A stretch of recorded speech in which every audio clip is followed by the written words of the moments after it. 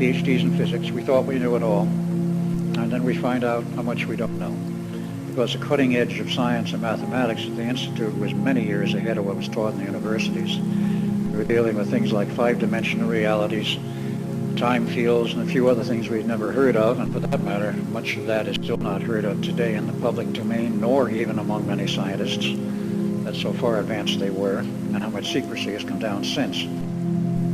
He says these two experiments, we were running one here at Montauk, Long Island. He says we can control space and time. He says this experiment, these things we're doing here, locked up with the Eldridge. And the Eldridge was yanked out of its harbor into hyperspace. It's currently in hyperspace. And it had solved all the problems of transport of an object or a person through space and time to any point they wanted, either in our solar system or outside. And with some very, very sophisticated electronics, which involved aliens, part of the government agreement in 1954, which they were there with government approval. What they were doing, of course, was creating an artificial time zone with the very heavy electronics, in which we created a local time zone. And that local time zone was slightly different than the one on the outside, which was the normal one we always live in. The theory said, and they proved it, that if you rotate the time fields slightly, phase shifted, you will achieve invisibility because light waves or radar, which is essentially the same as light but a lower frequency, will pass right through the area. If it passes through it and there's no reflection, you don't see it.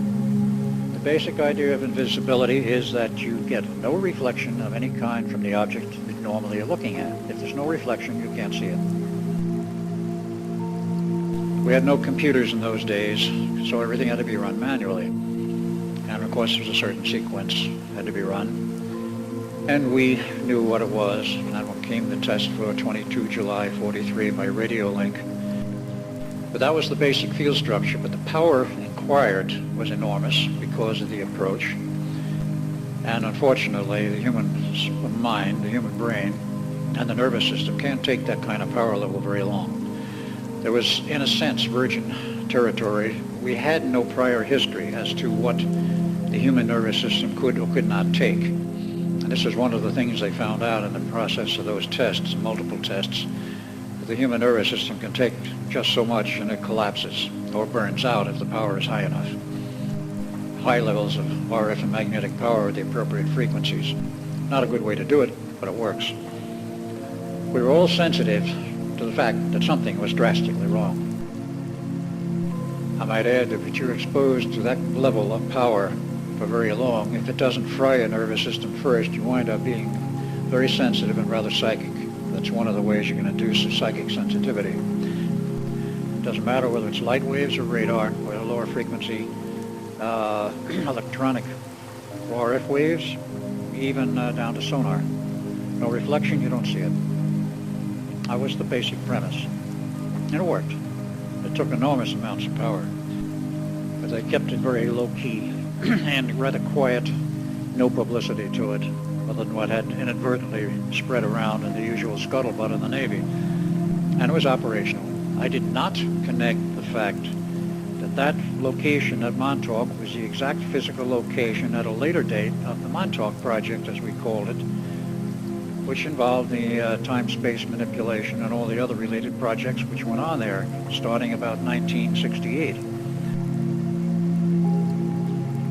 Dr. David Hilbert, a mathematician who figures very heavily in the background of the mathematics which led to this project. He developed 5 different systems of mathematics. The principal one was nicknamed Hilbert Space, in which he described multiple realities and how they could exist side by side, which was quite important in terms of the theoretical understanding of what we were doing. And that, as well as other highly advanced math, figured in the final analysis, and which led to hardware.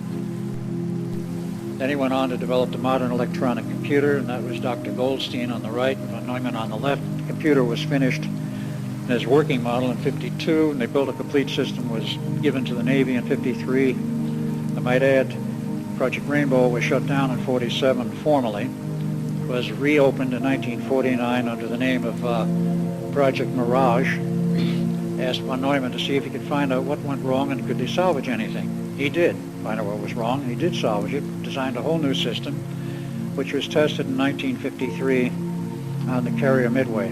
No personnel side effects. Everything went fine. Totally new approach, as far as I know. I was not part of it, so I don't know what they've done since. But this is a model of the first working computer, which is now in the Smithsonian.